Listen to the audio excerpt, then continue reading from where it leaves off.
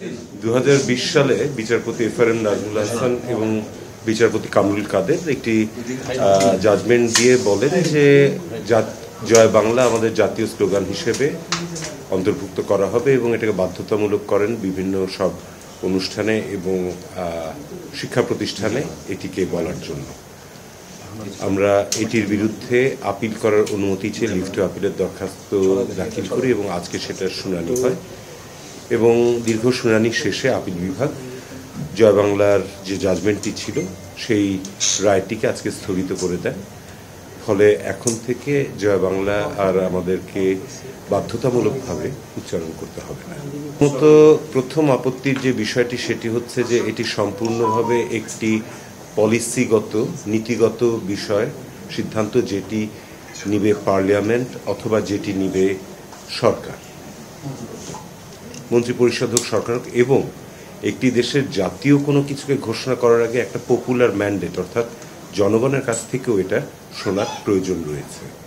কিন্তু একটি writ petition দাখিল করার মাধ্যমে, পাবলিক ইন্টারেস্ট লিটিগেশনের নামে একটা রিট পিটিশন দাখিল করার মাধ্যমে কোনো প্রকার আইনগত ভিত্তি ছাড়া এটিকে ঘোষণা করে দেওয়াটা আইনগতভাবে বৈধ নয়। এটি ছিল আমাদের মূল প্রতিপাদ্য বিষয়। এবং আরেকটি যেটা ব্যাপার রয়েছে সেটি হচ্ছে যে আমাদের বর্তমানের যে সংবিধান সেটি যখন তৈরি করা হয়েছিল 1972 সালে, তখন আমাদের যারা ফ্রেমার্স অফ দ্য কনস্টিটিউশন ছিলেন তারা সব কিছু ভেবে চিনতে আমাদের অনুচ্ছেদ 4-এ আর্টিকেল 4-এ জাতীয় কি হবে সেগুলোকে উল্লেখ করে দিয়েছেন, তার মধ্যে জয় বাংলা ছিল না। এবং পরবর্তীতে আর্টিকেল 7-এর ক দিয়ে এই বিষয়ে কেউ কোনো প্রশ্ন করতে পারবে না, 7-এর খ দিয়ে কেউ কোনো প্রশ্ন করতে পারবে না, কেউ এটাকে পরিবর্তন করতে পারবে না, এখানে কেউ কোনো কিছু নতুন করে অন্তর্ভুক্ত করতে পারবে না, এরকমও সিদ্ধান্ত দিয়েছিলেন। তো এই সিদ্ধান্ত থাকার পরে আদালত জোর করে কারো উপরে কোনো কিছু চাপিয়ে দেওয়ার, এরকম জাতীয় কোনো বিষয় চাপিয়ে দেওয়ার এখতিয়ার থাকে না। অবশ্যই মুক্তিযুদ্ধের সময় আমাদের মুক্তিযোদ্ধারা জয় বাংলা ব্যবহার করেছেন, এটি আমাদের সবার কাছে অত্যন্ত শ্রদ্ধার এবং একটা পবিত্র বিষয়।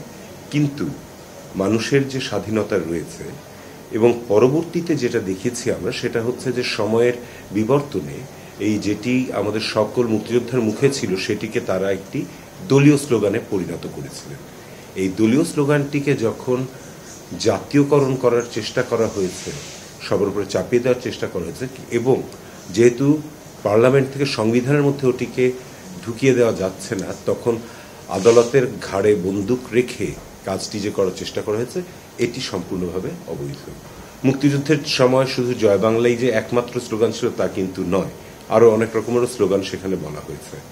তো সেগুলো সব বাদ দিয়ে যেটি সম্পূর্ণভাবে বিগত ফ্যাসিস্ট রেজিমের একটা দলীয় স্লোগান হিসেবে, এবং আরও খারাপভাবে যদি বলি যে বিভিন্ন ব্লগাররা এটাকে যেভাবে ব্যবহার করছেন, তাতে আমার মনে হয় যে এটার যে ভাবগাম্ভীর্য ছিল সেটি অনেক আগেই বোধহয় অনেকখানি ম্লান হয়ে গিয়েছে।